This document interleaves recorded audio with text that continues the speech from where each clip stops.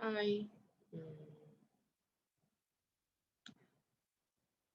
Now I'm going to present the physiology of the atheroma formation.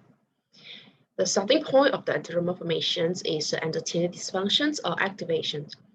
In addition, others have suggested that the primary factor that initiates plaque formations is the response to lipoprotein retention, which in turn reduces the endothelial threshold shear stress. At present, the most important contributors to endothelial dysfunctions are the hemodynamic disturbance, hypercholesterolemia, and also the inflammation. Etiologic factors will also induce the endothelial dysfunctions, which include like the secret toxins, high homocysteines, and a wide spectrum of the infections agents. So when the endothelium is injured or disturbed, the lipoprotein molecules can gain entry where they are then modified by oxidation via the free radicals or oxidizing enzyme. And this modified lipoprotein, or we can call it as LDL, is inflammatory and it able to be ingested by the macrophage and creating a form cells and finally causing a fatty streak in the arterial wall. Then the modified LDL actually is antigenic, and it attracts inflammatory cells into the arterial wall.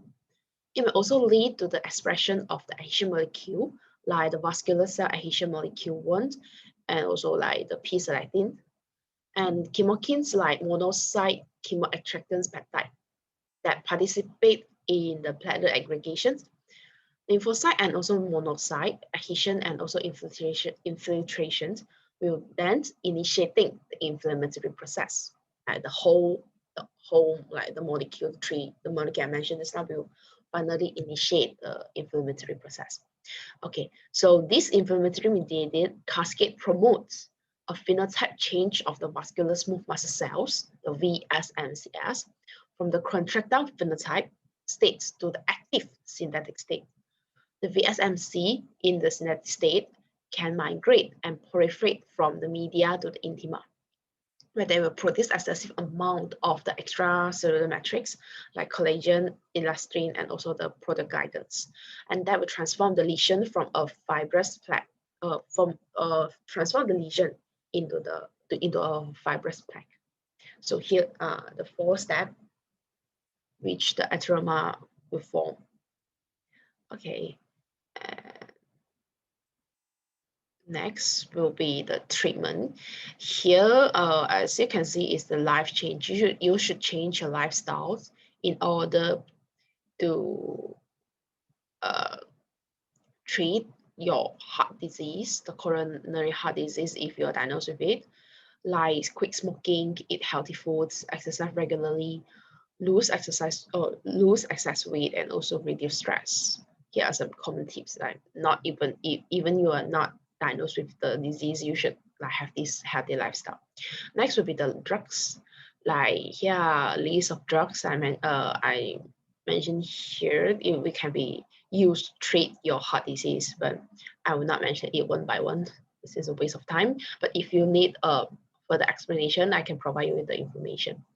Then will be the procedures and surgery. Here are the 4 surgery can be done if you have a severe CHD, like the coronary angioplasty, coronary artery bypass graft, heart transplant, and angioplasty and the stent placement. Yeah. Next will be the preventions. First of all, for sure, eat a healthy, balanced diet. Like a low fat, high fiber diet is recommended. So yeah, which should include plenty of fresh fruits and also vegetables and the whole grain.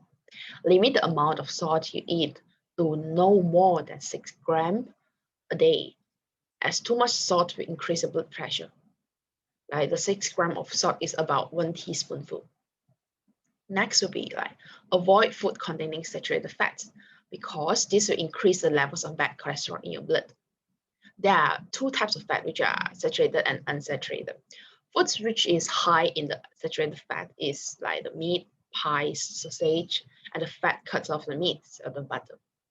But include also the unsaturated fat, like not avoiding the fat at all, which have been shown to increase the levels of the good cholesterol and help reduce any blockage in your arteries. Like the food example is the oily fish, avocados, nuts and seeds, sorry. Avoid too much sugar in diet, as this can increase your chances of developing diabetes, which is proven to significantly increase your chance of developing CHD. Next, be more physically active. Combining a healthy diet with regular exercise to maintain a healthy weight, which ultimately reduces your chance of developing high blood pressure. Next, like regular exercise will make your heart and blood circulatory system more efficient, lower your cholesterol level, and keep your blood pressure at a healthy level. Exercise regularly will reduce your risk of having a heart attack, as a common sense, a strong heart can pump more blood around your body with less effort. Next, prevention, like give up smoking, as this is like prevention is better than cure. So we can see both give up smoking in the prevention slide and also the treatment. Smoking is a major risk factor for developing atherosclerosis. Okay, and it will also cause the majority of the cases of the coronary thrombosis in people under the age of 50. Next, reduce your alcohol consumption. If you drink, like me, men and women are advised not to regularly drink more than 14 units a week. And if you or spread your drinking over 3 days or more if you drink as much as 14 units a week. And always avoid binge drinking, as this will increase the risk of heart attack. Last but not least, take any prescribed medicines. If you have CHD, you may be prescribed medicine to help relieve your symptoms and stop further problems developing. And if you don't have CHD but have high cholesterol and high blood pressure and also a history of family heart disease, your doctor may prescribe medicine to prevent you developing the heart-related problem. So bear in mind, do not stop taking your medicines without consulting the doctor first. I'm so sorry. Yeah, as doing so, it will make your symptoms more worse and put your health at risk.